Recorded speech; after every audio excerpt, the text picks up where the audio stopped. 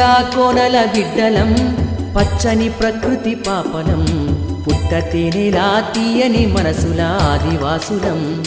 మేము మూలవాసులం ఆదివాసులం మేము మూలవాసులం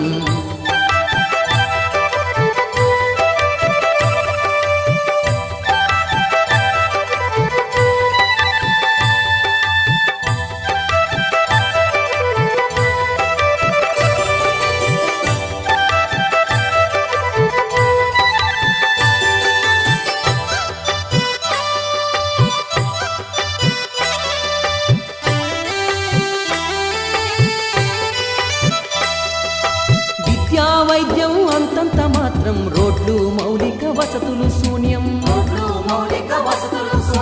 170 చట్టాన్ని